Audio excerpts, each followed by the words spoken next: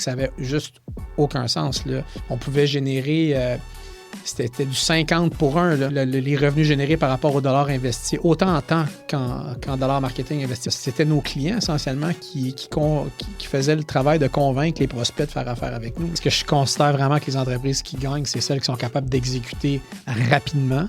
L'intelligence artificielle là, peut jouer sur différents niveaux. On ne peut pas la regarder strictement en silo. Sinon, on fait une grave erreur.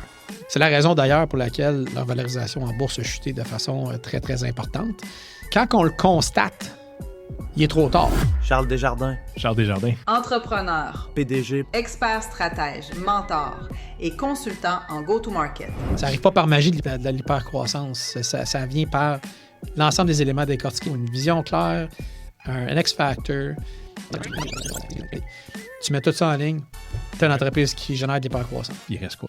Pour aller chercher des nouveaux clients? Je connais très, très peu d'organisations B2B qui ont une réelle compréhension fine de leurs clients au niveau 360 degrés, qui maîtrisent réellement l'ensemble des interactions avec leurs clients sur l'ensemble des canaux. Puis encore là, les entreprises qui réussissent à le faire, c'est les autres qui génèrent de l'hypercroissance. Ces entreprises-là, il n'y a pas d'autre façon de le faire, là.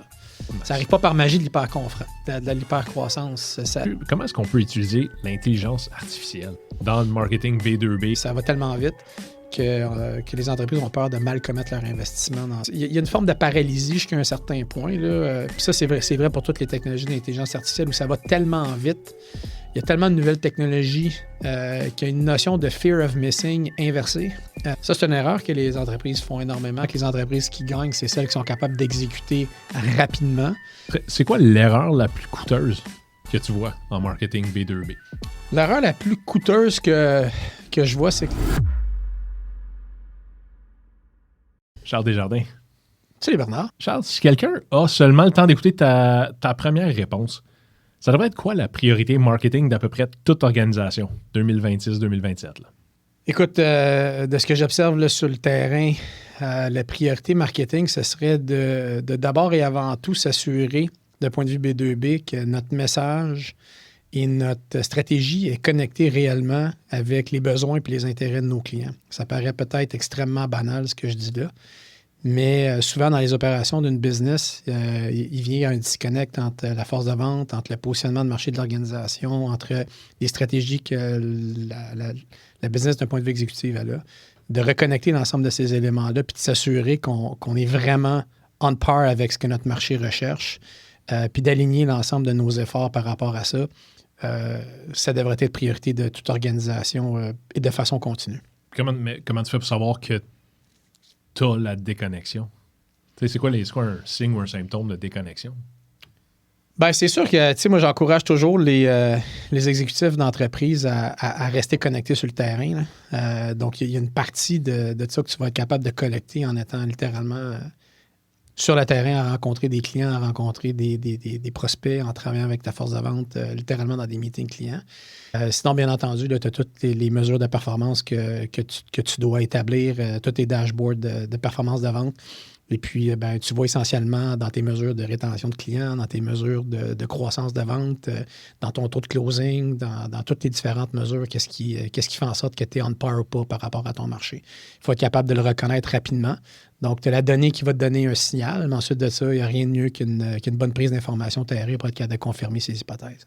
Faut que genre quoi, d'aller rencontrer directement, d'aller jaser avec les clients de Absolument. informelle? Pour moi, c'est extrêmement important de participer même à des pitchs avec des clients, aller marcher les planchers dans des événements, être capable de parler aux partenaires, donc d'être vraiment sur le terrain pour aller collecter de l'information, je dirais, de premier rang. Ça m'a permis, moi, personnellement, d'être capable d'aligner la stratégie de l'organisation puis être capable de bien comprendre où est-ce qu'on devait aller. Sans avoir fait ça, sans avoir participé, lu des appels d'offres, participé avec la force de vente, l'équipe sur le terrain, j'aurais été probablement déconnecté, pas en mesure d'aussi bien aligner la business dans son futur. Donc, je pense que toute organisation B2B, le président ou même la haute direction devrait, à un certain moment donné, être sur le terrain pour être capable de comprendre ce qui se passe. Puis ça va énormément nourrir la stratégie d'entreprise, il n'y a pas de doute là-dessus. C'est quoi l'erreur la plus coûteuse que tu vois en marketing B2B? L'erreur la plus coûteuse que je vois, c'est que certaines entreprises pensent à leurs produits, à leurs services, alors qu'ils devraient plutôt penser aux besoins et aux intérêts de leurs clients. Donc, souvent, les entreprises vont tomber un petit peu dans leur tour d'ivoire, vont penser à pousser certains produits et services, mais ils vont oublier de le connecter par rapport littéralement à la clientèle. Ça pourrait être très, très basique ce que je dis là, mais, Ça a l'air. mais c'est une erreur qui est assez commune. Fait que, t'as-tu un exemple qui te vient à l'esprit de quelque chose qui était flagrant dans le passé récent? Juste... Ben, je veux dire, c'est des micro-détails, là, mais comme je l'ai expliqué, une organisation qui va essayer de pousser un service ou une communication ou un angle d'attaque au marché et qui ne commencera pas par connecter ça par rapport aux besoins d'affaires et aux irritants et qu'est-ce que les entreprises recherchent à solutionner, donc tes clients, c'est quelque chose que j'observe quasiment quotidiennement, là. Donc, c'est une erreur assez classique. Puis c'est même au niveau des forces de vente sur le terrain. Souvent, on va avoir une force de vente qui va tenter de pousser un produit plutôt que de commencer par le besoin du client. Donc l'art de vendre, c'est essentiellement l'art d'être capable de comprendre le besoin d'un client, de tourner la conversation dans ce que j'appelle consulting driven, donc amener du conseil au client, très généreux dans son apport et trouver de façon quasiment pernicieuse de positionner ses produits et services à l'intérieur de cette conversation-là, qui, elle, se veut une conversation cherchant à solutionner des problèmes d'affaires. Si on est capable de connecter nos produits et services avec des problèmes d'affaires réellement vécus par nos clients ou par nos cibles, ben essentiellement, on passe un petit peu à côté de la traque. Un peu comme on dit dans le temps, là, la solution, c'est le problème. Exact. C'est tout simplement focus là-dessus. Puis juste comme ça, pour les gens qui n'ont pas le luxe de te connaître, qu'est-ce qui te qualifie pour parler de marketing B2B? J'ai eu la chance de développer avec des associés puis avec un groupe extraordinaire là, de collègues, une entreprise qui s'appelait Absolunet à l'époque en technologie de l'information / e-commerce. Et puis, on avait réussi à travers différentes stratégies B2B, bien entendu, parce que notre job, c'était de vendre des services à d'autres entreprises, à générer une croissance au-dessus de même 35 % sur un horizon de 8 ans, avant éventuellement là, de vendre l'entreprise. Donc, j'ai fait partie avec mes collègues, bien entendu, de toutes les batailles qui nous ont permis de livrer cette performance-là en allant du positionnement de marché, de la force de vente, des actions marketing innovantes qu'on a mis en place pour aller chercher, pour aller communiquer avec nos cibles. Puis, pour venir à ce que je disais tantôt, dans nos stratégies, bien, on a bien entendu essayé de se positionner comme étant ce qu'on appelle en anglais des trusted advisors. Donc, on essaie de se positionner comme étant des consultants d'abord et avant tout. Être très généreux dans la valeur qu'on donnait auprès de nos publics cibles. Puis éventuellement, bien, ça nous a aidé dans notre positionnement, puis ça nous a permis de closer des ventes et puis d'être capable de croître de façon soutenue pendant plusieurs années. On peut juste s'assurer que ça soit clair, là, la différence entre les ventes, le marketing et la publicité. Mm-hmm. Surtout les deux. Comment toi, tu mets tout ça dans les boîtes? Comment tu simplifies ces trois? Oui, bien en fait, le marketing, c'est essentiellement la compréhension de son marché, puis le positionnement qu'on a à l'intérieur de ce marché-là en tant qu'organisation. Donc, ça vient de points de données, ça vient de stratégie de positionnement, ça vient d'un paquet d'éléments. Les ventes, eh bien, c'est l'art essentiellement de prendre ce positionnement-là puis de le convertir dans des revenus. Et puis, il y a des vases communicantes entre les deux, comme je l'ai expliqué un petit peu précédemment. Donc, les gens qui sont sur le terrain sont en mesure de donner des informations qui peuvent influencer l'aspect marketing. Et puis bien, essentiellement, la publicité, c'est la communication, c'est l'art d'exposer notre message, notre positionnement à travers différents canaux de communication. Donc, c'est essentiellement ça, la publicité. Tu parlais du go-to-market, la stratégie go-to-market. Mm-hmm. Puis, quand on parle de marketing B2B, des choses que j'entends souvent puis que j'ai l'impression que le monde se dise il existe une formule secrète, magique et standard pour ça. Là, on entend un plan de communication. On entend une stratégie marketing et puis on entend aussi des fois une stratégie go-to-market quand c'est un petit peu plus avancé de ce côté-là. Mm-hmm. Ça a été mon expérience que s'il n'y a pas de formule unanime avec tout ça, fait qu'est-ce qu'on devrait retrouver dans n'importe quelle stratégie go-to-market. Et stratégie marketing, si tu veux que ça soit plus large là, pour le B2B. C'est quoi les must-have là-dedans? Là? Mais avant même de définir les must-have, je pense qu'il faut partir sur la base qui est celle de dire est-ce qu'on a une compréhension fine des segments de clients à qui on parle, puis est-ce qu'on comprend comment que eux se qualifient. Donc, souvent, par exemple, je vais entendre quelqu'un dire, moi, mes clients, c'est des manufacturiers. OK. Est-ce que tu penses vraiment qu'un manufacturier, par exemple, d'accessoires de cuisine va se considérer similaire à un manufacturier qui fait des pièces électroniques? Je veux dire, les deux vont se qualifier de façon complètement différente. Donc être capable de maîtriser c'est qui vraiment nos publics cibles. Puis ensuite de ça, comment est-ce que notre offre correspond aux préoccupations, aux défis, aux ambitions, aux contraintes de ces différents types de clients-là. Une fois qu'on réussit à reconnecter ces éléments-là ensemble, là, on va être capable de décliner une stratégie go-to-market qui va faire du sens. Ça va souvent passer par des stratégies de contenu.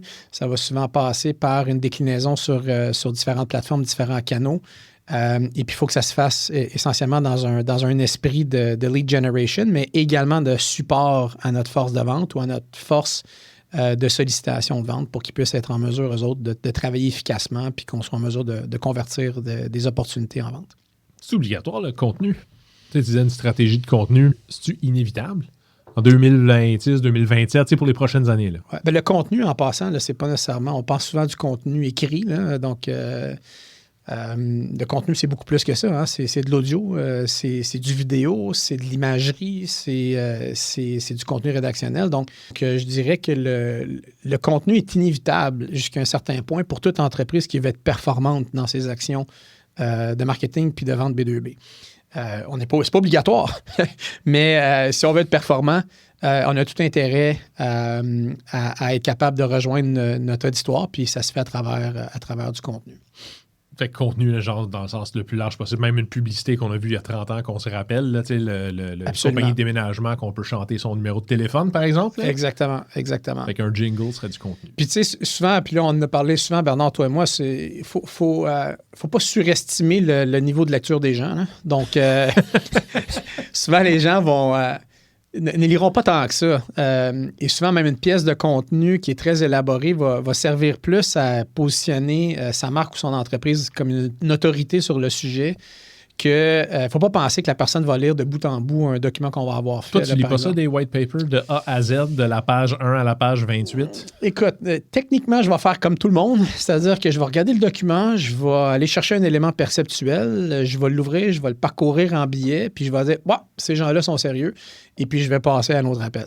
Donc, essentiellement, c'est ça que les gens font au quotidien. Il y en a quelques-uns qui vont bien entendu lire ça de fond en comble, mais c'est vraiment pas la majorité. Donc, il faut être conscient de ça, puis qu'est-ce que ça sert, puis qu'est-ce que ça supporte, essentiellement. Puis, il faut être conscient aussi que les gens, puis c'est vrai dans le B2B comme dans le B2C, ont un attention span qui est microscopique. Donc, on est constamment bombardé d'informations, puis on va chercher des petits bribes d'informations à droite et à gauche, puis éventuellement, c'est ce qui vient influencer notre perception.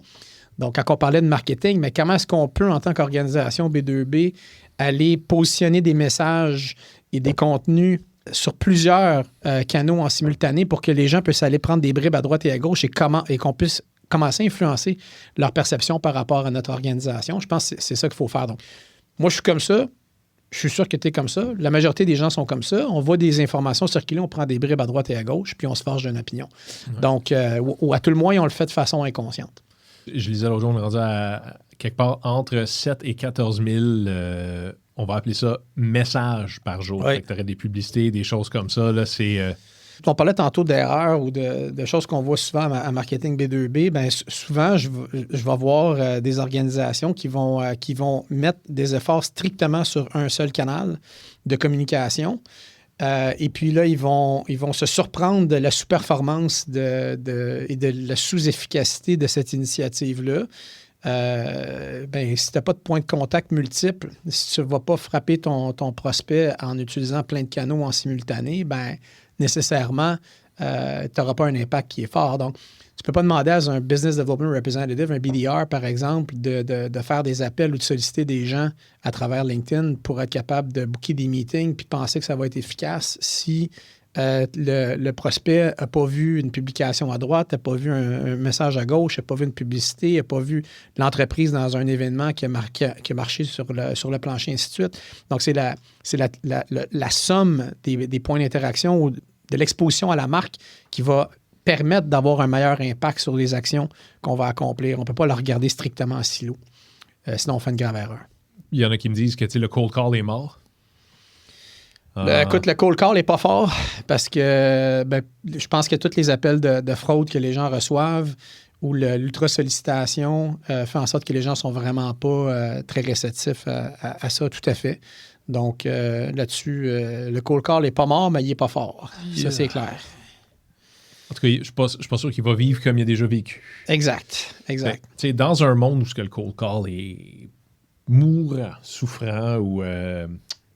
c'est quoi un mot? Dans un monde où le cold call est gériatrique. Ouais, c'est un bon mot, ça, j'aime ça. Hein? Oui. Il reste quoi? Pour aller chercher des nouveaux clients. Mm-hmm. On parlait tantôt pas de la scission, mais plus du lien entre les ventes, marketing, publicité. On fait quoi dans un écosystème pour pas être non plus agent immobilier et juste attendre que le téléphone sonne? En tout respect, là, je sais qu'il y en a qui travaillent très fort, mais il y en a que c'est juste, on a mis un listing puis on attend que ça sonne. En fait, c'est la combinaison des efforts, oui, qu'on peut voir faire. Il y a une notion de sollicitation, ça fait partie quand même de l'équation, mais il faut que ça soit fait avec ce que j'appelle moi un go-to-market motion qui va permettre essentiellement là, d'établir des réels contacts avec son public cible, d'affirmer son positionnement puis de générer des opportunités. Donc, il faut faire une espèce de travail d'analyse puis de découper ça pour augmenter son niveau de pertinence. Donc, souvent, ça va passer non seulement, par exemple, par un découpage industriel. Donc, je vends des services à plusieurs industries. Je peux vendre des services au domaine, par exemple, des pièces automobiles. On va donner l'exemple du HVAC. C'est un sujet qu'on avait travaillé à l'époque. Donc, le bon vieux... Le domaine de chauffage, ventilation, air climatisé. Exactement. Donc, pensons à ça, par exemple. Donc, ça, c'est vraiment un micro-découpage d'industrie. Donc, les gens qui sont dans cette industrie-là, ils vont être généralement des distributeurs de pièces puis d'équipements. Et puis, ils vont avoir des besoins extrêmement communs avec toute forme de distributeurs, sauf qu'ils vont se considérer comme étant des spécialistes du HVAC. Donc, parle-leur pas qu'ils sont des distributeurs et ça leur parle pas. Tu leur parles que c'est des distributeurs de pièces d'HVAC. Là, tout d'un coup, ça fait du sens. Parfait. Maintenant, ces entreprises-là, ils ont des dynamiques dans le macroéconomique qui viennent les influencer. OK? Là, je ne suis pas nécessairement près de cette industrie-là, mais je suis convaincu qu'actuellement, par exemple, les mouvements au niveau des douaniers, ça doit les affecter par rapport à leur approvisionnement. Il doit y avoir des nouvelles technologies qui émergent là, avec notamment là, toutes les technologies sans fil, et tout ce qui est domotique. Donc, il doit y avoir des... Alors, les smart homes, ça doit bouger énormément. Chauffage, pas chauffage, mais... Tout ce qui est le changement climatique, ça doit aussi avoir une grosse incidence sur ces machines. Là, absolument. Donc, bref, il y a des enjeux d'affaires qui sont présents dans ces organisations-là. En tant que business en B2B qui vend des produits et services à ces types d'organisations-là, mais comment est-ce que nos produits et services se positionnent par rapport à ce niveau de transformation-là? Donc, ça, c'est le premier élément qu'il faut réfléchir. Okay? Après ça, comment est-ce que ça peut se décliner dans une stratégie de contenu, dans des communications, que ce soit podcast, que ce soit livre blanc, que ce soit ainsi de suite. Est-ce qu'après ça, ces gens-là se rassemblent dans des événements spécifiques à leur industrie? Comment est-ce que je peux, en tant qu'organisation, prendre part à ces événements-là? Est-ce que je peux contribuer au contenu? Est-ce que je peux positionner un subject matter expert par rapport à cette industrie-là et le produit et service que je vends? Donc, il faut le voir dans un tout. Et puis là, on attaque ce marché-là. C'est ce que j'appelle un go-to-market motion. OK? Puis aujourd'hui, là, avec LinkedIn, avec les médias sociaux, on est capable d'aller rejoindre ces publics-là. On est capable de les segmenter, de les identifier, d'aller les rejoindre. En plus ce qu'on appelle l'environnement trade, là, donc les associations, des fois, il y a encore des médias qui existent qui sont spécifiques à certaines industries. Donc, on prend un tout et puis on attaque ce marché-là de façon cohérente. Et puis après ça, on ramasse le fruit de nos efforts. Une fois qu'on a fait ce travail-là, on pense à une autre industrie potentiellement. Donc, encore là, ça varie d'une entreprise B2B à l'autre. Là, il y en a ce que je donne comme exemple n'est pas nécessairement applicable, mais le schème de pensée de découper ses clientèles en micro-segments, puis être capable d'être vraiment personnalisé dans notre approche, d'être très consulting-driven, d'être très pertinent, ça nous aide à avoir beaucoup plus d'impact puis à nourrir notre force de vente qui, par la suite, peut récolter les fruits de ces efforts-là. Donc, on l'avait fait à l'époque, si tu te rappelles, chez Absolunet, je veux dire, on avait identifié des industries, des segments. On était très, très secteur. Puis très mécanique. Ouais. On en attaquait 2 à 3 par année. On avait lancé une série d'événements, tu te rappelles, dans des géographies données. Ouais. On faisait travailler notre réseau de partenaires aussi en co-marketing pour être capable de fournir des ressources, mais également de multiplier la force de sollicitation pour ramener des gens à participer à nos événements. Ouais, c'est vrai. On a eu des événements là, au-dessus de 100 participants qui sont venus. Tout le monde pinchait, mettait de l'argent dans le pot pour être capable d'offrir une expérience extraordinaire. Puis, sans donner des secrets sur ce que ça a généré comme résultat, je veux dire, les ratios de revenus générés par rapport aux dollars investis qu'on avait à l'époque, ça n'avait juste aucun sens, là. On pouvait générer... C'était du 50 pour 1, là, les revenus générés par rapport aux dollars investis, autant en temps qu'en dollars marketing investis pour ces événements-là. Donc, ça fonctionnait. Fonctionnait. C'était hautement pertinent. Et je pense qu'on positionnait ça, c'était intime et intelligent, c'est-à-dire que ça nous permettait, tu sais, t'emmènes des prospects ensemble, puis des gens, puis comme bon, mais c'est quoi les problèmes? C'est quoi vos problèmes? C'est quoi la situation? Oui. Comment est-ce que vous avez réglé ça? C'était vraiment... Dans l'art de vendre en B2B, il faut comprendre qu'on a des clients qui sont des raving fans, puis que ces clients-là, sans leur demander, peuvent éventuellement vendre pour toi. Donc, encore là, si on retourne encore dans la formule qu'on faisait à l'époque. Si tu te rappelles, Bernard, la clé là-dedans, puis j'insistais énormément là-dessus, il fallait qu'il y ait un ratio client-prospect quand on faisait ces événements-là. Ce que moi, je ciblais, c'était un 30% client existant, 70% prospect ou un 40-60. Là, c'était la cible. Et puis, on n'était même pas en mode vente dans ces événements-là. On était en mode relation, on était en mode... On livrait du contenu de grande qualité en ayant des conférenciers qui étaient très solides. Et puis, après, c'était nos clients, essentiellement, qui faisaient le travail de convaincre les prospects de faire affaire avec nous, là. Donc, c'était une dynamique extrêmement intéressante. Et puis, c'est vrai encore aujourd'hui, là. Donc, si on est capable de mettre en communication des clients existants avec des prospects dans une formule qui est ouverte, qui est généreuse, ainsi de suite, on peut être surpris des résultats que ça génère. Tu parles d'événementiel puis de contact humain. Penses-tu que ça ou plutôt, comment tu trouves que ça vit dans un contexte où on est beaucoup sur des Zooms, sur du virtuel? C'est quoi la place de l'événementiel en personne aujourd'hui? Écoute, c'est vraiment une bonne question, là. La place événementielle à l'époque, c'était tout, là. Je veux dire, c'était ça. Puis là, on est tombé dans un autre extrême avec la COVID où tout se faisait d'un point de vue virtuel. C'était tellement déprimant. C'était horrible. C'était l'enfer. De quoi déprimer, de quoi faire un burn-out, hein, comme on disait.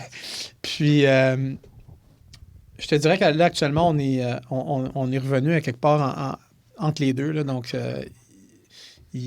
c'est sûr que les Teams, les Zooms ont une place à jouer, mais le niveau d'engagement, l'efficacité de ces mesures-là est généralement pas très, très élevé. Et puis, les gens ont besoin de socialiser, sont contents de sortir, d'aller rencontrer du monde. Si on peut... et puis ça, il faut le comprendre parce que essentiellement, si on est capable d'offrir une expérience à nos clients, prospects, qui est excitante, qui souvent n'a même pas rapport avec nos produits et services, là. On leur donne une occasion de socialiser puis de vivre une expérience quelconque. On est présent avec eux autres. Éventuellement, va en découler une confiance, va en découler une relation d'affaires, puis va potentiellement en découler des ventes.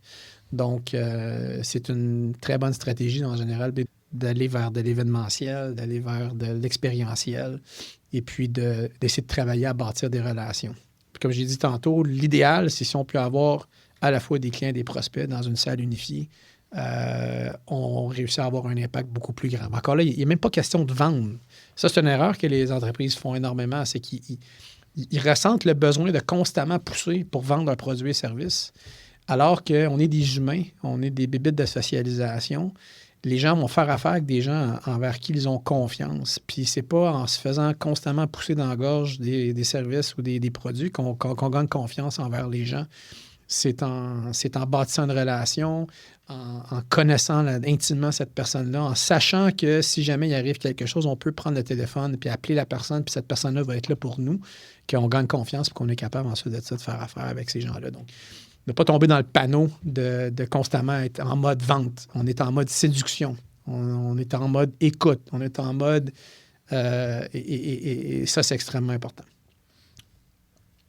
Tu parles du Teams, tu parles des Zooms, tu parles en parallèle de l'importance d'être en personne, tu sais, du lien de confiance puis d'être informatif là-dessus. Comment est-ce qu'on peut utiliser l'intelligence artificielle dans le marketing B2B avec ce que tu viens d'expliquer, que c'est humain, que c'est relationnel?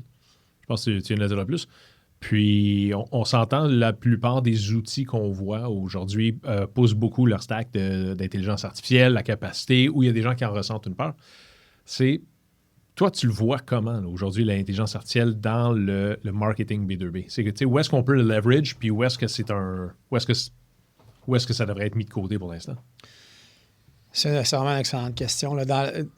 Pour moi, l'intelligence artificielle peut jouer sur différents niveaux. Tu sais, il y a l'utilisation individuelle que les gens ont. Là, donc, ton vendeur qui utilise ChatGPT ou Claude pour être capable de rédiger ses courriels. Le deuxième niveau, c'est l'ensemble des plateformes qu'on a déjà dans notre écosystème MarTech, le MarTech Stack, qui elles-mêmes proposent des fonctions d'intelligence artificielle à l'intérieur de la plateforme. Et puis, en troisième lieu, je dirais, il y a des technologies émergentes qui sont game changers dans la façon à laquelle on opère notre marketing pour aller chercher plus de performance, d'efficacité dans la production, une meilleure intelligence d'affaires, et ainsi de suite. Donc, c'est vraiment pour moi 3 buckets. Le premier bucket, au niveau de l'utilisation de nos gens, il faut coacher puis que nos gens comprennent que la personne qui reçoit un message qui est écrit par l'intelligence artificielle, elle n'est pas dupe. Et puis, on le sait que quand on lit un message, que ça ne vient pas de la personne. Donc, c'est correct de l'utiliser pour revoir certaines choses, pour corriger même à la limite que l'engin apprenne de notre structure rédactionnelle, de notre style rédactionnel, ainsi de suite, pour nous permettre d'accélérer tout en gardant une tonalité qui nous est unique. Mais il faut se relire. Ça sonne comme un robot. Faut Moi, quand je les reçois, là, c'est la Non. même chose en tout respect pour tout le monde qui poste Exact. sur LinkedIn. Là. Ah, Wow! Tu sais, C'est ça. je pense qu'il y a un effritement, là.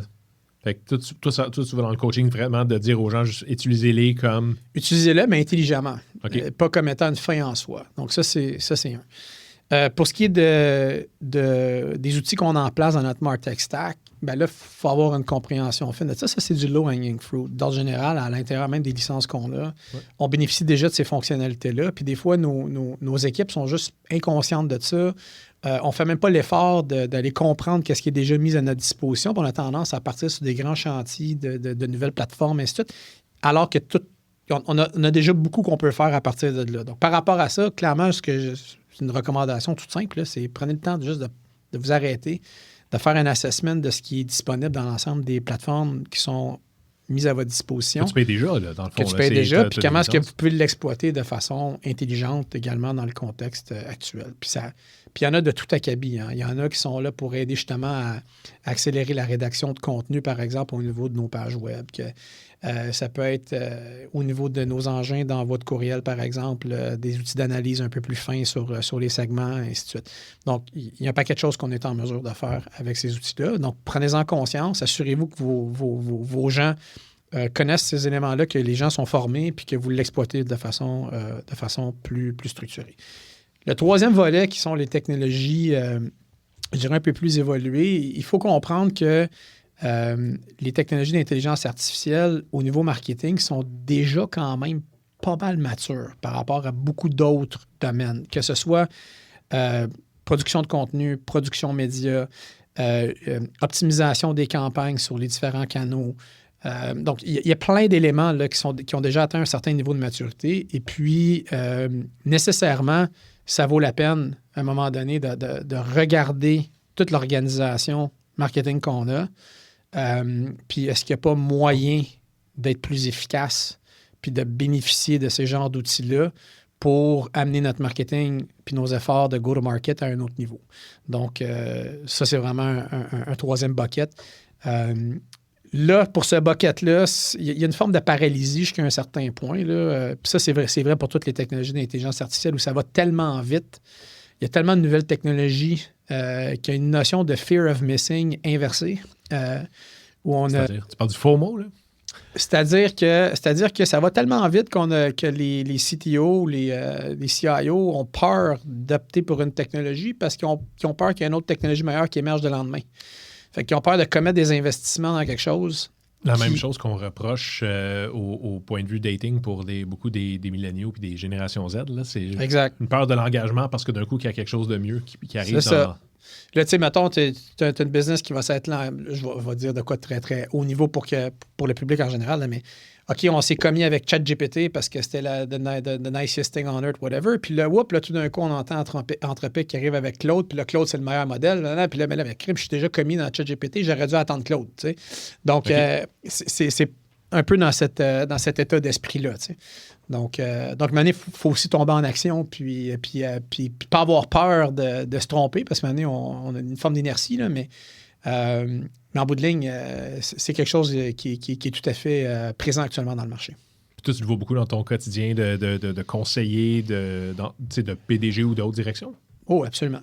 Absolument. Puis, ton historique, tu étais aussi intégrateur de solutions. Fait que l'intégrateur de solutions en toi, celui qui était comme moi, choisis donc mon chat GPT, choisis donc mon Claude, choisis donc mon... Oui. Insérer toutes les choses. Là. Tu sais, comment... Je le voyais en passant quand j'étais à la fin chez Valtech là, en tant que vice-président exécutif là, pour tout ce qui est marché retail, CPG, luxury. OK. Donc, on proposait des solutions là, de mise en place de solutions d'intelligence artificielle, structure de données, modèle LLM, et ainsi de suite. Là. Donc, et puis je sentais cette notion de le paralysie, c'est peut-être un grand mot, là, mais une forme un peu d'inertie à wait and see là, par rapport à plusieurs technologies. Puis c'est fort compréhensible là, parce que ça va tellement vite que les entreprises ont peur de mal commettre leur investissement dans une direction qui peut devenir caduque assez rapidement. Oui, puis quand tu es plus gros, tu te retournes plus sur un dizaine. Là, tu fais plus, c'est pas un go-kart que tu fais tourner, c'est un train des fois. Là. Fait que tu te bases sur quoi pour choisir? Parce que j'avais une question sur le stack technologique, mais tu te bases sur quoi pour, à un moment donné, faire un choix? Parce qu'à un moment donné, il faut call la shot, puis juste, ça prend quelque chose. Là, puis si tu laisses les TI décider, ils vont tout te dire Microsoft, là, en tout respect. Là. En tout respect pour Copilot, qui est Microsoft perd des plumes parce que justement, sa plateforme n'est pas nécessairement performante là, par rapport à ce qui se fait ailleurs. J'ai un épisode complet basé sur mon dédain de tout ce qui est Microsoft. On est en même place, Bernard. Donc, Google a peut-être des solutions un peu plus intéressantes en entreprise. Puis ça, c'est une transformation importante dans tout ce qui est l'univers logiciel où en bout de ligne, une entreprise peut adopter un stack technologique précis avec une grande entreprise comme Google, par exemple, puis puis essentiellement développer l'ensemble des modèles autour, puis développer toutes les solutions qu'ils ont besoin à l'intérieur même de ce modèle-là. Là. Donc, c'est sûr que ça rend toutes les plateformes périphériques un peu caduques. C'est la raison d'ailleurs pour laquelle actuellement les éditeurs de logiciels, leur valorisation en bourse a chuté de façon très, très importante. C'est qu'avec l'émergence de Claude, avec Anthropic, ben là, le monde dit à quoi va servir la suite logicielle d'Adobe dans la mesure où je vais être en mesure de tout le faire par moi-même en développant sur un outil comme Claude. Là. Donc, c'est un peu une tangente ou une évolution de marché qui est à surveiller. Là. Mais des affaires absolument funky là, qui peuvent se faire là, à cette heure avec ça. Là.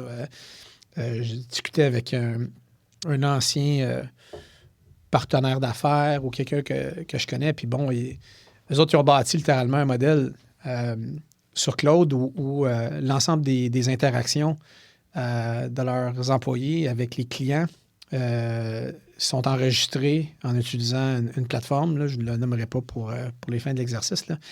Et puis, tout est ramené à l'intérieur du modèle de Claude. Ensuite de ça, leur modèle est connecté également avec le système de tickets interne. Et puis, cette personne-là, à la fin de la semaine, se roule un rapport qui va lui donner un sentiment analysis sur quel client est plus à risque, quel employé est sur le point de potentiellement tomber en burn-out, qui va extraire des demandes de changement, qui va extraire des propositions potentielles avec des nouveaux clients, puis est en mesure d'avoir une vue très, très fine sur ce qui se produit dans son organisation. Donc, bon, il me l'a synthétisé. Là, je ne l'ai pas vu en action, mais philosophiquement, et d'un point de vue technique, ça peut très, très bien fonctionner. Puis, fait qu'imagine à quel point ça peut rendre une organisation hautement plus performante. Et c'est une façon très intelligente d'utiliser ce type d'outil-là.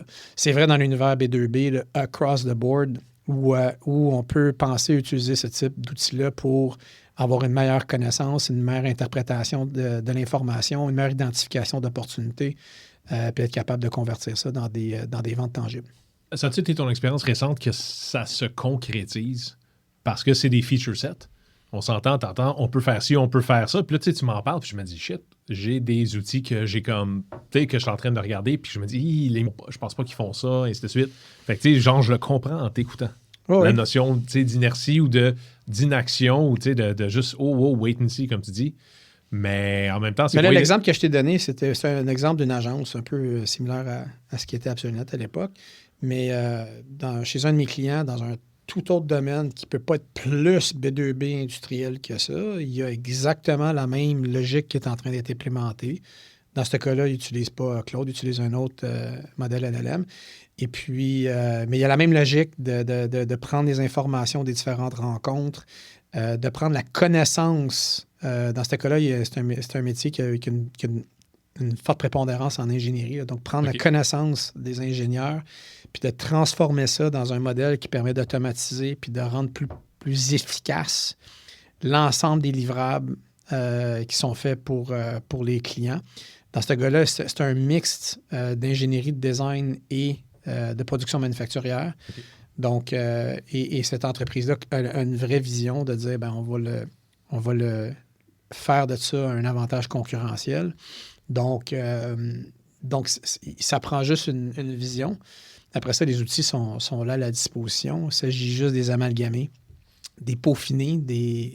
C'est un peu ça, un modèle. Il faut que le modèle apprenne pour qu'il devienne encore plus pertinent. Ouais, le Benjamin Button, comme j'appelle. Là. C'est un modèle qui se rajeunit perpétuellement ou qui augmente ses compétences. Là. Donc, c'est très, très applicable dans un domaine B2B. Il s'agit juste d'établir une vision, comment est-ce que cette vision-là peut venir affecter notre positionnement puis notre avantage concurrentiel, puis d'avoir une réelle approche pour matérialiser cette vision-là. Donc là, c'est réellement une vision d'investissement. Puis, dans ce sens-là, c'est quoi? Tu dis d'avoir cette vision-là puis de la réaliser comme ça. Là. Fait que, admettons que je suis en train de me dire, tu sais quoi, mon HubSpot ne marche plus ou peu importe là, ce que j'utilise comme CRM. Ou j'arrive au bout, je suis en train de me dire, il est temps de regarder justement pour un CRM, mais est-ce que je veux un CRM? Tout court, là. Oui. Alors qu'on pourrait faire ça, puis on pourrait techniquement en imaginer un avec un LLM, là, un modèle à base de langage. Oui, là, c'est un... Oui, tout à fait. Donc, il y a des questions à ce niveau-là. Encore là, je le répète, c'est la raison pour laquelle les valorisations boursières des sociétés qui font du logiciel ont chuté de façon drastique parce que les marchés s'attendent à ce que les modèles vont être capables de remplacer ces différents outils-là. Là, je dirais, je vais mettre un petit caveat là, par rapport notamment à une plateforme comme HubSpot là, qui demeure une plateforme quand même assez intéressante dans ce sens qu'elle est 100% intégrée. Là, entre, la vision d'HubSpot, c'est que tu contrôles l'ensemble de tes canaux puis tu as une vue 360 de ton client across the board. Fait que ton site peut être fait sur HubSpot. Tes publicités peuvent être drivées par HubSpot. Tu peux avoir ton vendeur qui, à même HubSpot, va être en mesure de va pouvoir solliciter des gens sur LinkedIn en utilisant des fonctionnalités d'intelligence artificielle pour automatiser, dans le fond, les messages en fonction des templates prédéfinis. Donc c'est quand même une vision assez élargie. Là. Je ne suis pas prêt à dire que d'un point de vue économique, ça fait du sens aujourd'hui de dire on sac tout ça par la fenêtre. Cette vision-là, moi, j'y adhère, puis je pense que ça peut amener énormément de valeur à une organisation. La preuve, c'est que je connais très, très peu d'organisations B2B qui ont une réelle compréhension fine de leurs clients au niveau 360 degrés, qui maîtrisent réellement l'ensemble des interactions avec leurs clients sur l'ensemble des canaux, qui sont capables d'activer des campagnes intelligentes, qui utilisent une plateforme centralisée pour avoir un pace de sollicitation puis des suivis tight par rapport à leur clientèle puis leurs prospects. Donc, j'en vois très, très peu. Fait que commencer par utiliser une plateforme comme celle-là avant de penser à en inventer un autre. Mettons que je suis dans cette situation-là. Puis on dit B2B, c'est l'autre. J'avais une discussion un moment avec quelqu'un, puis elle m'expliquait un peu ce que faisait leur business. Je suis comme, OK, fait que c'est plus dans un scope B2B, puis elle dit, c'est juste vous autres qui dites ça, B2B. Nous autres, on est juste en business. Puis je trouvais intéressant que même le mot l'intéressait pas. Ouais. Puis il était quand même assez avancé là, dans leur façon. Mais bref, tout ça pour dire, mettons que je me reconnais dans tout ce que tu viens de dire. Ouais. Je suis comme, tu viens de dire toutes les choses que ça fait pas. Je suis comme, shit, nous autres aussi, on fait pas ça, puis je veux faire ça. Ouais. Et puis, je suis pas pris avec un logiciel que j'ai déjà investi beaucoup. Tu sais, genre, j'ai une carte blanche, là. Ouais. Puis, bien que la réponse par défaut soit, tu sais, je fais quoi avec ça? Je commence où? Ou quel mindset est-ce que je prends pour ça? La première réponse devrait être, j'appelle Charles Desjardins, consultant, sure, mais comme, tu sais, je commence où? Disons que j'ai un blank slate, là, où que je me dis, tout ça me parle, je veux tout ça, je fais rien de ça. On est rendu là. Ouais. Mais là, tu as dit quelque chose d'intéressant par rapport à dire, ben là, j'ai investi une tonne d'argent dans telle affaire, puis je suis très avancé en là, il faut faire une distinction entre le passé et le futur. Là. Donc, c'est malheureusement pas rare que avec l'émergence des technologies actuelles, puis il y a énormément de technologies lightweight, extrêmement flexibles, qui peuvent te permettre d'aller extrêmement vite même dans des migrations, puis qui vont donner une agilité beaucoup plus grande, puis qui vont être beaucoup plus cost-effectives dans le temps.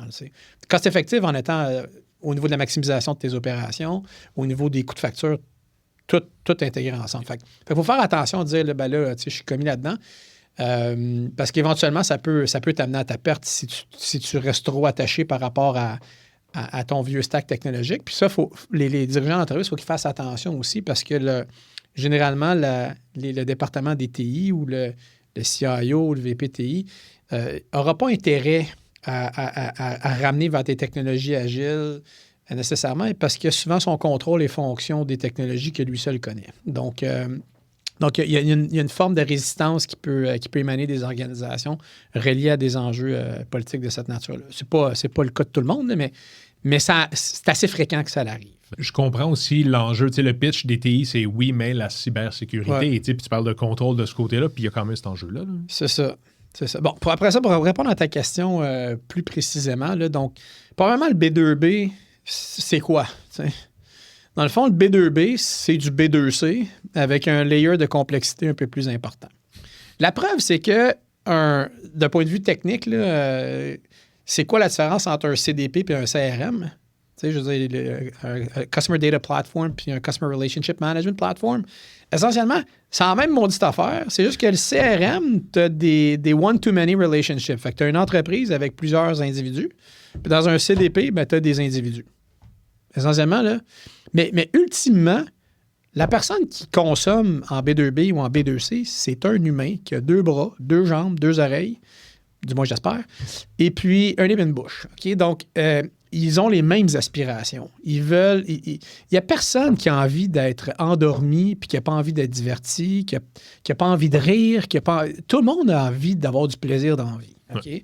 Donc, souvent, les entreprises qui vont vendre à d'autres entreprises vont avoir une tendance d'avoir une approche trop sérieuse, trop endormante, trop, tu sais, Bob Brun, entre guillemets. On est sérieux, on est business, on est... Exactement. Donc, c'est une opportunité assez souvent de dire, ben adoptons une approche inspirée beaucoup plus du B2C pour avoir être plus inspirant, essentiellement, à la limite d'être plus divertissant. Donc ça, c'est pour la distinction entre le B2B et le B2C.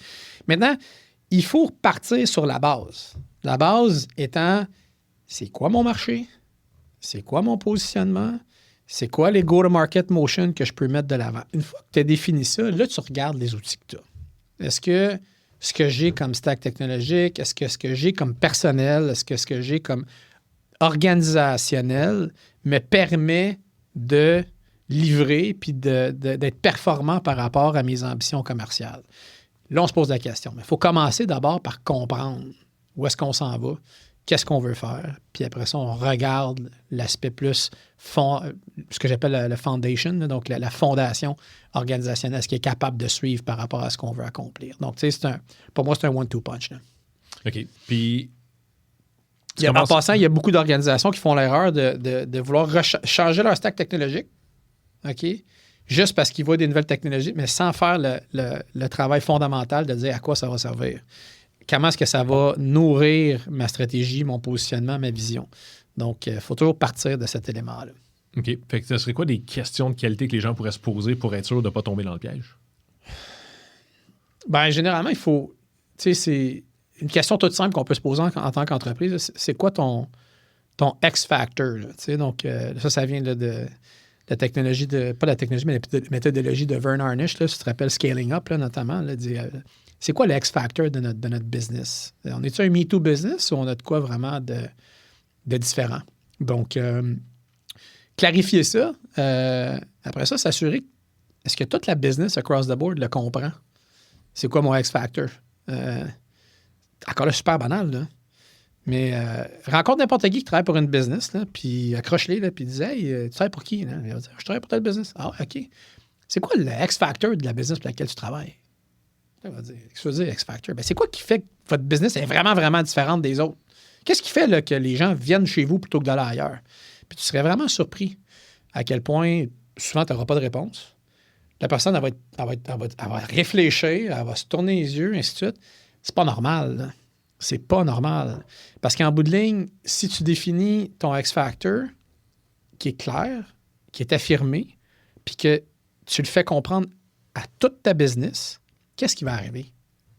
Tout le monde va s'aligner derrière cette vision-là. Tout le monde va s'aligner derrière ce X-Factor-là, va s'assurer qu'à travers l'ensemble de la chaîne de valeur, que ce positionnement-là soit affirmé et vécu par les clients. OK? Puis ça peut influencer le design de produit, ça peut influencer le niveau de service, ça peut influencer un paquet de bébelles.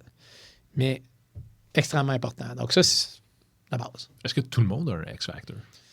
Est-ce que toute entreprise en a réellement un?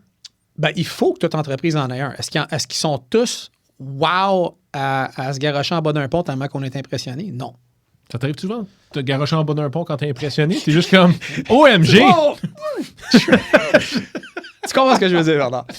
Mais donc, c'est pas tous les business qui vont en avoir un qui va être comme extraordinaire, mais il faut qu'il y ait de quoi. Il faut qu'il y ait de quoi. Parce qu'en bout de ligne, on parlait des vendeurs tantôt, on parlait du marketing, on parlait de la publicité. Je veux dire, à quoi ça sert tout ça si on n'est pas capable d'avoir un positionnement qui est affirmé avec un élément distinctif? C'est ce qui va nous permettre ultimement de vendre. C'est ce qui va nous permettre d'affirmer des publicités qui vont nourrir un message, qui vont renforcer un positionnement. Donc, il faut partir de là. Mais comme je dis, c'est très basic, mais c'est surprenant à quel point c'est pas nécessairement partout compris, partout communiqué. Souvent, c'est dans la tête du CEO de la compagnie. OK. Dans sa tête, lui, là, il y a un X-Factor, là, il est dans sa tête, mais le reste de l'organisation ne comprend pas nécessairement. Ou a une vague idée que, ainsi de suite. Donc, clarifiez ça, expliquez-le, allez jusqu'au bout. Fait que si je suis ton train de pensée, si je suis ta logique comme ça, une des bases du marketing qui va permettre la messagerie, mais aussi la mentalité, le mindset de l'entreprise découle directement de la vision puis de la communication interne. Moi, j'appelle ça le internal marketing. Absolument. Puis tantôt, je l'avais dit aussi, le X-Factor, il faut qu'il soit connecté avec un besoin de marché. Là. Donc, autrement dit, il ne faut pas être une solution à la recherche d'un problème. Là. Ben, ça se peut que la clientèle ultime ne sache pas qu'elle a un problème. OK. Ça se peut. Ça se peut, mais il faut quand même que notre X-Factor soit connecté. Il faut régler un réel problème. Il faut rendre quelque chose possible, facile, léger. Exact. Il faut que ça ait une utilité. C'est quoi les embauches clés que tu recommanderais à n'importe qui ou tu t'assurerais que toute entreprise ait pour pouvoir réussir point de vue marketing? Là? B2B, aujourd'hui, demain, l'an prochain, puisqu'avant que ça soit des technologies, ça va être du monde. Je comprends que la tendance en ce moment, c'est de remplacer le monde par des technologies, mais ça prend quand même du monde pour les opérer, pour être en mode exécution. Ça serait quoi des embauches de si tu n'as pas telle personne, si tu n'as pas tel rôle, ça serait vraiment clutch d'avoir. Écoute, il n'y a pas de bonne réponse à ça parce que ça dépend vraiment du contexte puis de l'entreprise, son background, qui ce qu'elle a déjà dans son équipe, ainsi de suite. Donc souvent, je dis souvent, c'est une business, c'est une sauce à spaghetti. Là, je veux dire, maintenant, tu y goûtes, puis là, il manque un petit peu de basilic. Donc, il faut que tu sois capable d'y mettre les bons ingrédients. Chose certaine, ce qui ressort avec l'émergence des nouvelles technologies actuellement, c'est l'importance grandissante d'avoir des gens avec énormément d'expertise puis de seniorité. Puis je m'explique. Donc, les outils d'intelligence artificielle vont nous brasser des affaires, vont nous donner des outputs, ils vont nous fournir de l'information, mais il faut avoir un sens critique par rapport à cette information-là, parce que des fois, il y a des hallucinations. Des fois, ce que ça nous sort, ça ne fait pas de sens. Okay? Il faut être capable de l'interpréter puis de le questionner pour y donner un alignement. Okay? Mais comment est-ce que tu peux faire ça si tu n'as pas d'expérience, si tu n'as pas de vécu? Okay? Donc, pour toute organisation, gardez en tête que la matière grise, l'expérience, le métier a une importance très, très grande avec ça. Maintenant, il ne faut pas que ça devienne un frein puis une inertie puis qu'il y ait une résistance au changement. Il faut que nos gens qui ont de l'expérience, qui ont du vécu, soient excités par les nouvelles technologies. Mais si vous êtes capable de trouver quelqu'un qui a une expérience métier, qui a du vécu puis qui est ouvert aux nouvelles technologies, qui est prêt à essayer un paquet de bébelles, puis de faire des tests, puis des POC, puis des ci, puis des ça pour arriver à être plus performant, vous avez quelque chose d'assez particulier, puis sautez là-dessus. Donc, Puis, comment on fait pour équilibrer la sagesse que peut, ou la perspective que peut apporter l'expérience et l'ouverture qu'on retrouve souvent dans la nouveauté puis dans la jeunesse. Là. Le youth emmène une énergie. Absolument. Ça prend un mix des deux. Là-dessus, tu as raison, ça prend absolument un mix des deux. Tu peux pas avoir... parce que généralement, la jeunesse va être plus exposée aux nouveautés, va être plus au fait de l'émergence des nouvelles affaires, va être plus consciente de comment les choses sont consommées. Un grand sage m'avait déjà dit si tu veux savoir de quoi le marché est fait demain, regarde ce que tes enfants font au quotidien. Là. Donc, nécessairement, c'est ça. Donc, c'est une combinaison des deux, mais je l'ai vu récemment où certaines entreprises ont dit on va y aller juste avec des jeunes, ainsi de suite, mais il n'y avait pas cette matière grise-là qui était capable d'avoir un regard critique sur ce qui se faisait, puis qui était capable de poser un peu, là, ça fait pas de sens, de faire une distinction entre le bon et le moins bon. Donc c'est ça. Bien, on parle justement de faire choisir de bien staffer. Tu parles aussi d'être ouvert aux nouvelles technologies puis de ne pas être marié à ton stack technologique, là, dans le sens de le passé est fait, regarde, ça a fonctionné, on est peut-être rendu au bout. Le cycle s'accélère, je pense. On n'intègre pas un truc pour 12 ans aujourd'hui. Là. Non. Mais c'est quoi les indices que quelqu'un devrait tirer la plug sur une initiative ou sur un projet d'un point de vue, que ce soit technologique ou même d'une campagne, d'une approche? Tu sais, quand est-ce que tu fais shit? OK, on coupe ça, puis on passe à autre, on essaie autre chose, point de vue marketing, que ce soit ton stack ou que ce soit ton initiative. Là, c'est quoi des indicateurs de comme... Il n'y a malheureusement pas de bonne réponse par rapport à ça parce que un moment donné aussi, tu veux faire des essais, puis tu dois faire du fine-tuning pour arriver à rendre un outil performant. Chose certaine, puis là, je veux dire, c'est l'évidence même, c'est de faire des POC, là, donc de faire des micro-déploiements. Des POC, des preuves de concept. Preuves de concept, donc de faire des preuves de concept, donc de faire des petites initiatives, de regarder comment que ça performe. Puis ça, pour arriver à le faire, il faut maîtriser sa donnée. Là. Donc, ça, c'est un autre sujet. Là. Donc, mais donc, je pense que c'est un peu ça. Là. C'est d'y aller de façon incrémentale, puis c'est vraiment du cas par cas. Là, parce que dans certains cas, je te dirais non, ça vaut la peine de persister, puis de signer, puis d'insister. Puis dans d'autres cas, je te dirais non, ça vaut pas la peine de jeter ça à la poubelle. Là. Je suis pas capable de te ressortir des tangentes ou des traits qui sont bons pour avoir une formule secrète. Là. Puis, dans ce même contexte-là, s'il n'y a pas de solution, s'il n'y a pas de piste évidente, récurrente, one size fits all, de quand est-ce qu'on tire la plug, dans ton expérience récente en parlant avec des entreprises, c'est quoi le low-hanging fruit que plusieurs gens semblent, qui ont quasiment tout en commun? Là? C'est quoi la première affaire que toi, tu rentres puis tu dis, man, côté marketing, j'en suis fait ceci, partez là. C'est quoi le low-hanging fruit le plus commun? Ça dépend vraiment de la maturité organisationnelle. Malheureusement, il n'y a pas de one size fits all encore là au niveau du low-hanging fruit. Là. Dans certains cas, ça va être aussi simple que le positionnement puis la compréhension fine de son public cible. Dans d'autres cas, ça va être la maîtrise de la donnée où les gens vont carrément gérer leur business les yeux fermés. Donc, ils ne savent pas. Ils n'ont juste pas de compréhension. Puis il faut comprendre aussi dans le marketing d'aujourd'hui, il y a énormément de bruit au niveau de la donnée. Donc, quand tu vas regarder ce que Google Analytics va te donner, quand tu vas regarder ce que ton engin courriel va te donner comme performance d'attribution, quand tu vas regarder ce qui t'est fourni par ton site e-commerce si tu en as un, après ça, tu vas comparer ça avec des campagnes que tu mets sur Meta, des campagnes que tu mets sur LinkedIn. Tout le monde va avoir un modèle d'attribution qui est différent. Puis d'être capable de comprendre c'est quoi le réel coût d'acquisition d'un client, puis d'avoir une reconnaissance sur l'attribution réelle, c'est le bordel. C'est pas compliqué, puis les gens la majorité des organisations n'ont pas nécessairement une maîtrise de tout ça. Puis là, je rajoute une couche encore plus grande là-dedans, c'est quand on regarde un modèle d'attribution où il faut avoir une compréhension aussi que le funnel, il n'est pas unique. Là, c'est pas le dernier événement qui va avoir mené à une opportunité d'affaires où un vendeur va closer, qui doit aller chercher l'attribution complète. Il y a une notion de notoriété, de découverte, puis là, on descend tranquillement pas vite dans le funnel. Donc, si, par exemple, mon investissement dans un canal X ne m'amène pas de quoi de très précis, est-ce que ça veut dire que je l'abandonne? Est-ce qu'il y a un rôle à jouer dans la partie plus haute dans mon funnel? Donc tout ça, là, cette complexité inhérente-là à la donnée, elle est très présente. Puis là, je parle juste de données funnel. Là je ne suis même pas au niveau CRM, tout ce qui est clientèle récurrente, abandon de clients, baisse de fréquence de consommation, ainsi de suite. Donc,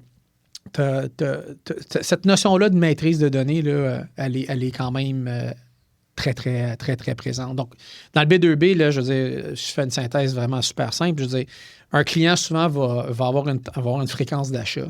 OK? Et puis, il va avoir un lifetime value. Là. Et puis, donc, d'être capable de comprendre cette donnée-là, de dire, OK, bien là, est-ce que mon client est en train de baisser ses fréquences d'achat? Est-ce qu'il est passé d'un client qui était stable à un client qui est en train de s'effriter? Après ça, il faut reconnaître, est-ce que j'ai des clients qui ont le potentiel de devenir des plus grands consommateurs? Donc, puis qu'est-ce que je pose comme action par rapport à tout ça dans toute l'expérience auprès de ma clientèle pour être capable d'augmenter ce qu'on appelle le share of wallet, là, donc la portion du portefeuille. Donc, tout ça, ça part de données, ça part de signaux, ça part de stratégies qu'on va mettre en place pour être capable d'aller chercher le maximum à partir de nos clients établis. Fait que tu as le volet purement marketing, publicité, développement des affaires, puis après ça, tu as le volet clientèle existante, maximisation du share of wallet puis de la valeur de nos clients existants.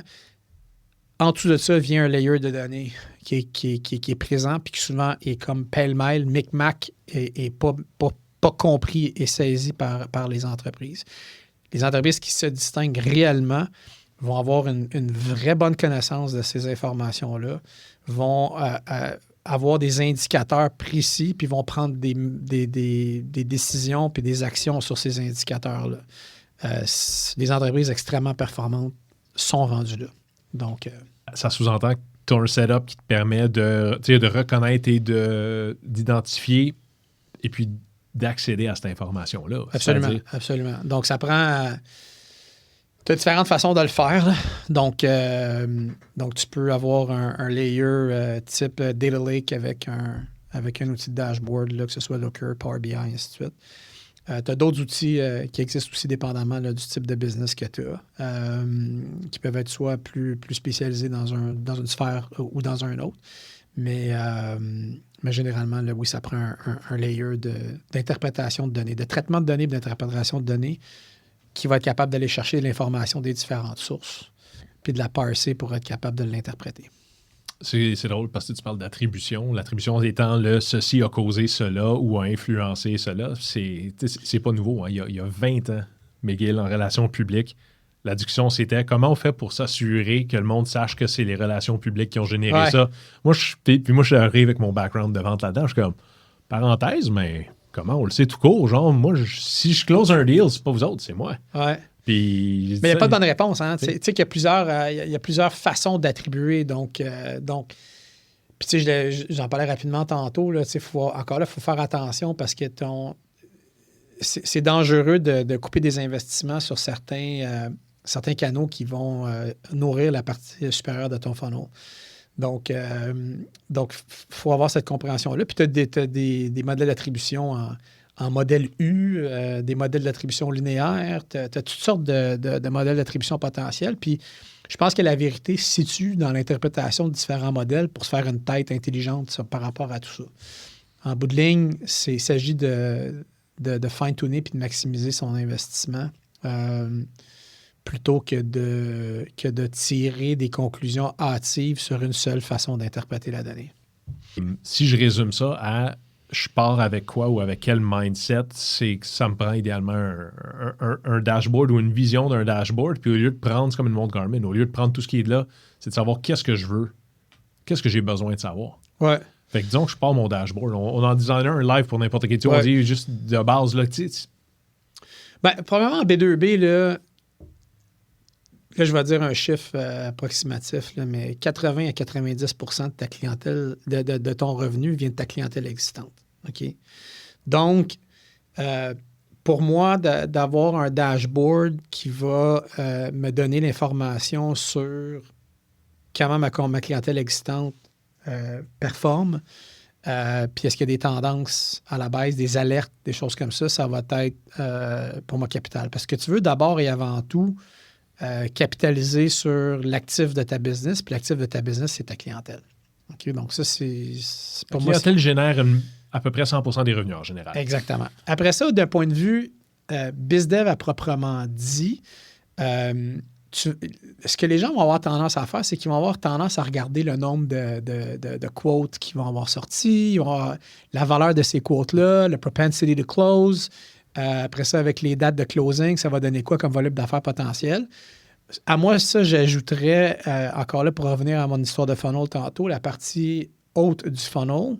Donc, combien de nouveaux contacts qu'on va avoir été chercher, le nombre d'interactions qu'on a avec ces nouveaux contacts-là. Donc, on veut s'assurer d'avoir un suivi précis de l'intensité de nos actions en développement des affaires qui vont nourrir éventuellement la partie plus basse du funnel.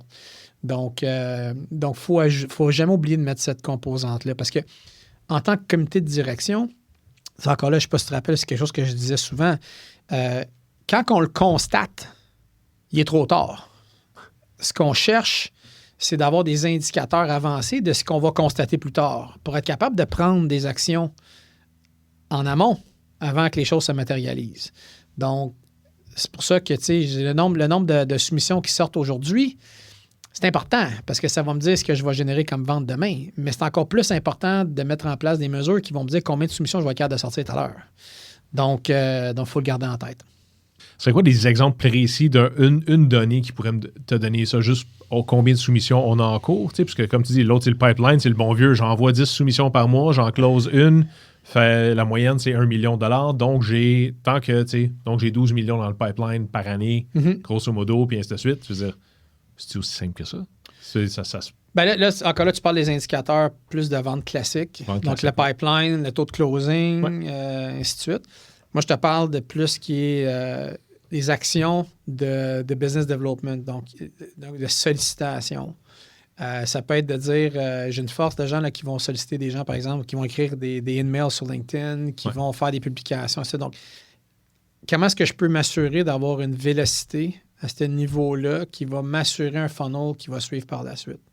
OK? Donc, ça peut être de dire, OK, le nombre d'événements que je tiens, le nombre de participants que j'ai à ces événements-là, le nombre de publications courriels que je vais envoyer, le taux de réponse. Donc, c'est par contre, là, c'est très spécifique à chacun des business, aux actions qui sont faites. Visibilité, interaction, carrément le nombre de gens exposés à la marque. On cherche des proxys, puis on veut suivre ces proxys-là parce qu'eux autres vont faire en sorte qu'on va découler par la suite des nouvelles opportunités. Parce qu'il ne faut jamais oublier aussi, il faut séparer notre funnel de vente en B2B entre ce qui est clientèle existante et ce qui est nouvelle clientèle. Ouais. Parce que ça ne donne pas les mêmes indicateurs. Là. Donc, encore là, au niveau du CRM, là, on peut définir différents funnels. Là. Donc, un funnel plus de business development, un funnel de nouvelle clientèle, un funnel de clientèle existante.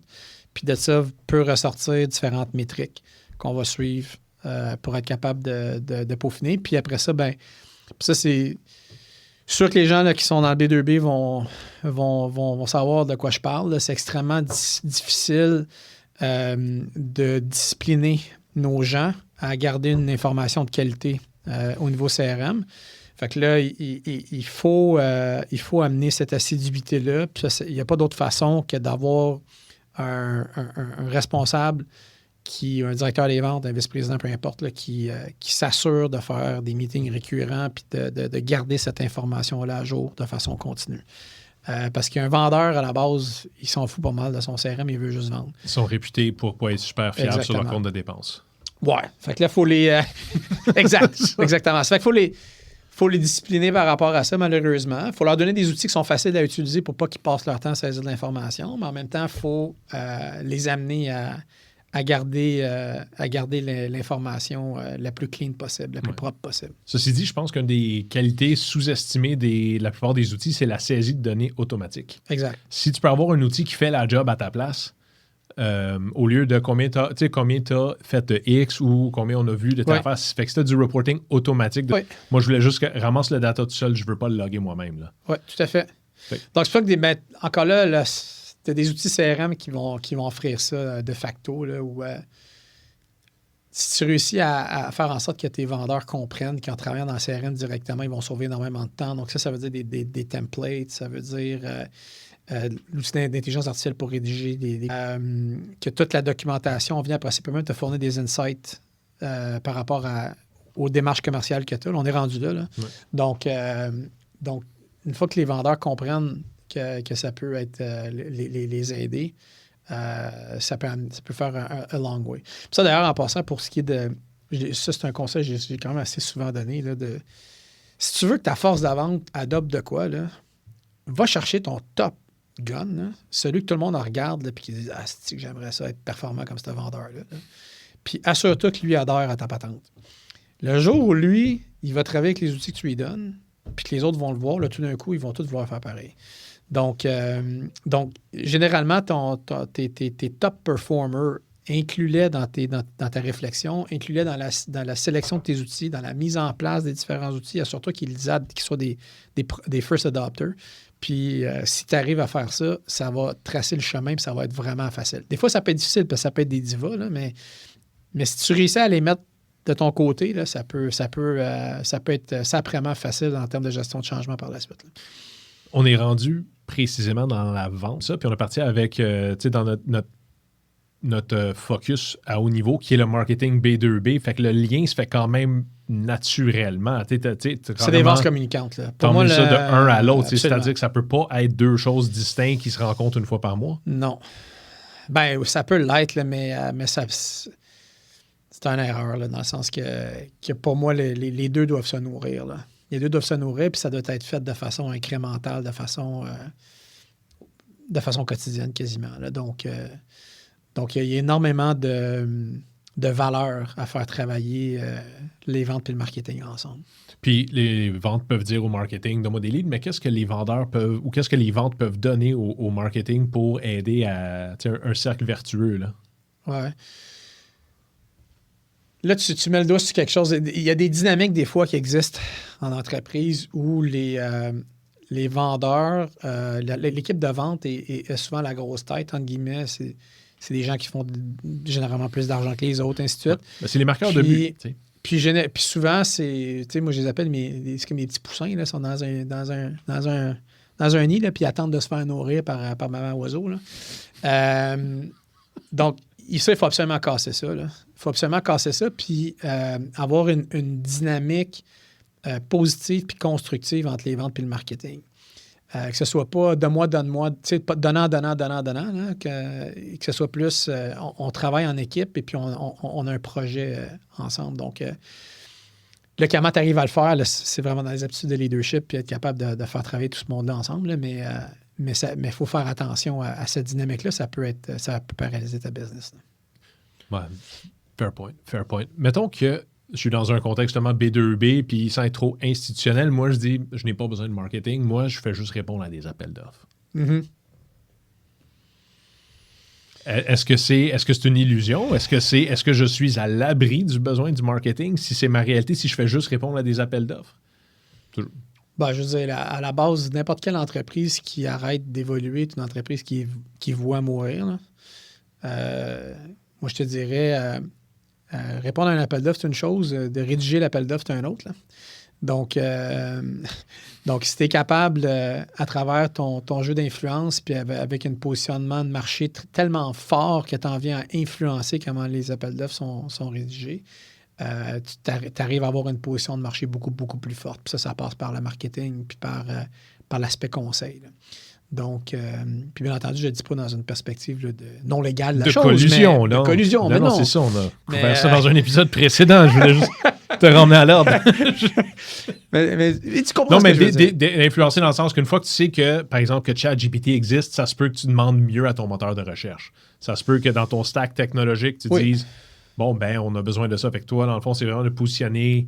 Mais de toute façon, dans toute franchise, là, sans quoi je regarde dans mon passé pas si lointain que ça, à un moment donné, je m'étais même posé la question, on arrête-tu de répondre à des appels d'offres? Puis on arrêtait de répondre à des appels d'offres parce qu'à un moment donné, le taux de succès sur un appel d'offres est tellement faible, dans le général, parce qu'ils vont soit ouverts ou soit déjà limités. Est-ce que tu vas aller chercher beaucoup plus d'efficacité au niveau de tes démarches commerciales si tu es capable d'éviter d'aller en appel d'offres, tu es capable de bâtir des relations avec des entreprises privées pour offrir un produit ou service en amont. Donc, puis ça, pour arriver à le faire, c'est nécessairement tes activités de marketing et publicité puis l'intégration avec ta force de vente qui va permettre de le faire. Là.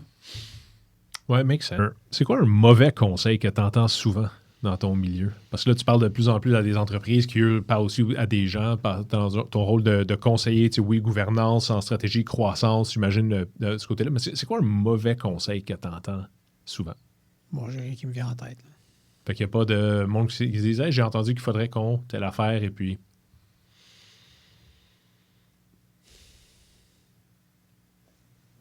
Ce qui me vient de plus en tête, c'est l'habilité d'exécuter puis d'avoir une vision claire sur ce qu'on doit accomplir pour devenir une entreprise performante. Là. Puis ça, c'est pas quelqu'un qui va dire « Ah, j'ai entendu dire que », mais je te dirais, c'est surprenant à quel point souvent les entreprises comprennent pas nécessairement bien les enjeux, puis n'arrivent pas à exécuter pour avancer, perdre de vue le temps. À l'époque, nous autres, on avait mis en place un comité aviseur notamment, puis outre les conseils qu'on obtenait de ces aviseurs-là, le plus grand gain que moi j'ai vu à mettre ça en place, c'était que ça nous reconnectait avec le temps. Ça nous amenait... Dans le sens que quand tu es entrepreneur et que tu gères ta business, tu as tendance à dire, dans 2 ans, là, je vais être rendu là. OK? Puis 1 an plus tard, tu es encore en train de dire, dans 2 ans, je vais être rendu là. Notre plan de 2 ans. Exact. Tandis que quand tu as un comité aviseur et tu as une discipline qui vient avec cet élément-là, là, le comité aviseur 1, que tu t'as fait des constats, que tu dis, dans le prochain quart, on va exécuter telle affaire. Puis voici où on doit être pour être là dans 2 ans.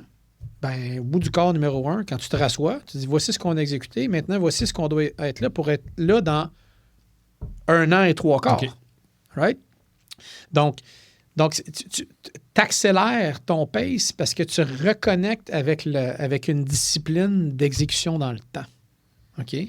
Donc, encore là, c'est quelque chose que je constate dans les différentes interactions ou dans les différentes business que je vois où on sait où on veut aller, mais on n'a pas nécessairement une discipline d'exécution temporelle qui fait en sorte qu'on augmente le pace. OK. Puis l'exécution temporelle, elle peut venir par, comme j'ai dit tantôt, une discipline de conseil d'administration de comité aviseur, oui. Mais après ça, elle peut venir par une notion d'alignement de l'ensemble des membres de ton équipe, de mise en place d'outils de mesures de performance précises, puis une stratégie d'alignement. Donc, comment l'ensemble des joueurs dans l'équipe peuvent contribuer pour arriver à atteindre l'objectif qu'on va s'être fixé dans le temps. Donc, nous autres, on avait des objectifs, des quarterly objectives, là, tu te rappelles? Trimestriel, oui. Trimestriel, on avait une célébration quand on atteignait nos objectifs. Après ça, le quart d'après, on revenait. Mais ça, c'était relié en arrière-plan avec les comités aviseurs. Une date d'expiration, un peu finalement, une date de livraison. Exactement. Puis, fait que cette notion-là de fil temporel puis de capacité à exécuter pour rencontrer ces objectifs d'affaires, donc augmenter le pace, là, c'est un des enjeux que je constate. Puis encore là, les entreprises qui réussissent à le faire, c'est les autres qui génèrent de l'hypercroissance. Ces entreprises-là, il n'y a pas d'autre façon de le faire. Là. Nice. Ça n'arrive pas par magie de l'hypercroissance. Ça vient par l'ensemble des éléments décortiqués que je t'ai dit tantôt. Une vision claire, un X-factor, des environnements de suivi, un alignement de l'organisationnel, une gestion temporelle des actions très, très précises, une maîtrise de la donnée, puis une exécution sans reproche. Je veux dire, tu mets tout ça en ligne, tu as une entreprise qui génère de l'hypercroissance. Un petit peu sur un autre tangente, là, plus côté Charles Desjardins, moins côté marketing B2B. Là. Mm-hmm. Mais c'est quoi ton achat normal avec le plus haut ROI, genre, dans la dernière année ou 2, là? Mon achat normal? Oui, quelque chose genre de... Personnellement? Personnellement, là. Je te dirais que c'est pas... mon plus gros ROI n'est pas dans des achats normaux, elle a été plutôt dans la révision d'affaires que je consommais déjà, où je suis allé chercher des escomptes importantes. Donc, ce que je constate actuellement, c'est qu'il y a de l'inflation dans beaucoup d'affaires, mais il y a aussi de la déflation dans plusieurs domaines. Puis, prendre le temps de renégocier ces ententes, généralement, va te permettre d'avoir un ROI pas mal plus important que n'importe quoi. Donc, comme mon cellulaire, comme mes assurance, telco, name it. Là. OK. Ouais. OK. Ouais. Mais sinon, en termes d'outils de travail... de travail ou juste de n'importe... Tu sais, quelqu'un m'a dit... un de nos invités avait dit son hamac. Ouais, non, mais dans son cas, lui, était comme lui, ça lui donnait un reset. Là, c'est, Je suis pas ésotérique comme ça, tu le sais. Là. Je m'attendais pas à un hamac. Non, je pas vraiment rien qui m'amène à un ROI particulier. Là. C'est sûr, dans mes outils de travail au quotidien, dans ma pratique, là, moi-même, je me suis implémenté là, mon CRM, ça me fait sauver du temps.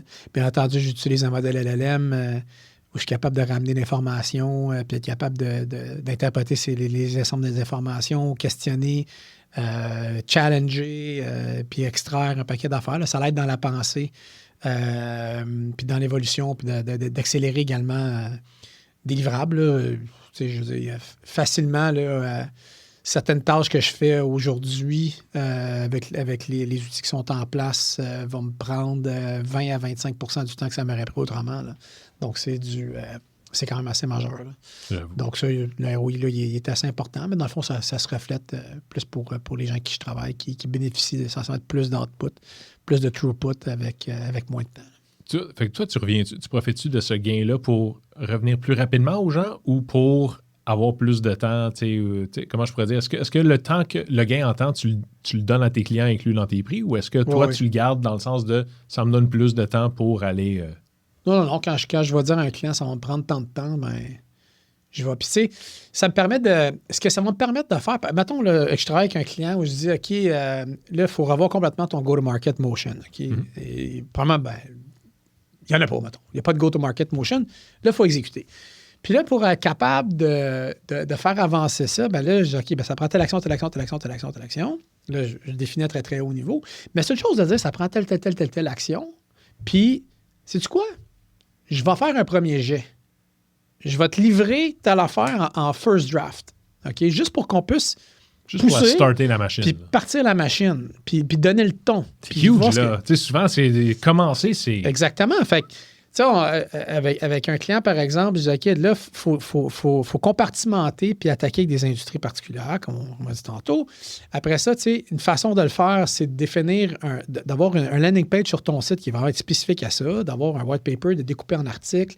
Après ça, de publier ces éléments-là, de mettre de la pub sur LinkedIn. Donc, toute cette dimension-là intégrée là. Fait que j'ai été capable, en l'espace d'1 heure, de produire un white paper. OK?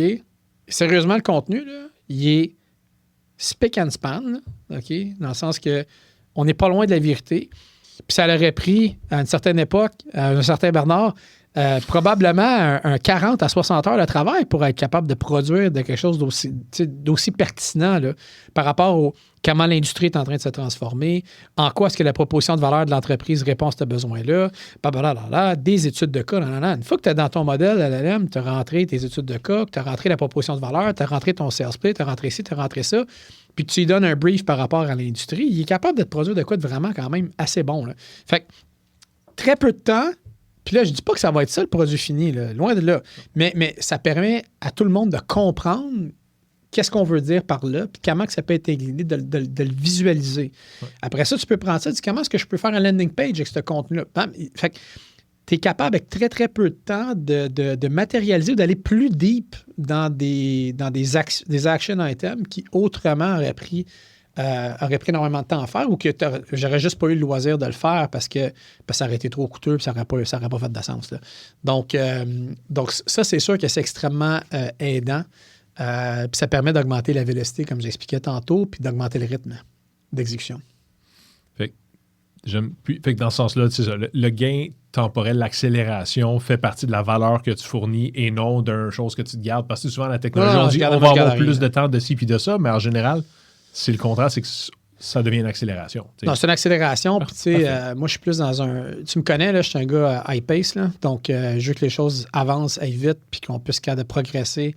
Parce que je considère vraiment que les entreprises qui gagnent, c'est celles qui sont capables d'exécuter rapidement. Je niaise pas, puis je livre, puis on avance. Là. Donc, l'idée, c'est d'être capable d'amener cette philosophie-là, puis ce niveau de pacing-là avec les gens qui je travaille. Là. J'aime ça. Charles, quelque chose qui devrait être enseigné à l'école, mais qui ne l'est pas. Ben, à l'école, je pense qu'ils sont vraiment bons. Mais je me rappelle, même les études que moi j'ai faites, que ce soit au baccalauréat ou en maîtrise, ça demeure c'est extrêmement théorique.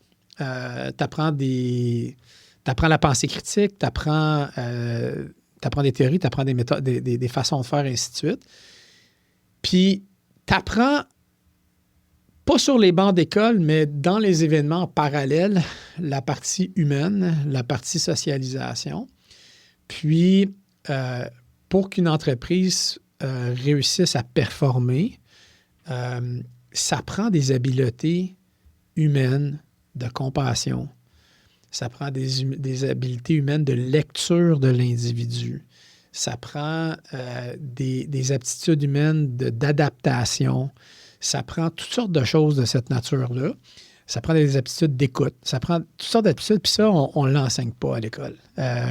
On l'apprend. Tu sais, souvent, ils disent les voyages forment la jeunesse. Ben, guess what? Qu'est-ce que tu apprends quand tu voyages? Tu apprends l'adaptabilité, tu apprends l'écoute, tu apprends la flexibilité, tu apprends un paquet d'affaires, là, mais tu l'apprends de cette façon-là. Donc, c'est sûr que ça, l'école ne te l'enseigne pas. Mais pour moi, c'est 70% de l'équation du succès. Là. Quand même. Oui. Quand même. Est-ce que ça pourrait se faire avant même les avant les études adultes que j'appelle, c'est-à-dire université et tout ça, est-ce qu'on pourrait faire ça, tu sais? Aller plus jeune. Je ne sais pas comment ça... Sérieusement, je ne sais pas comment que ça pourrait être fait. Je pense qu'il y aurait façon d'enseigner des concepts de leadership, des concepts de relations humaines. Je pense que ça pourrait s'enseigner, puis ça pourrait même se vivre en pratique, je pense. Donc, ça pourrait se faire.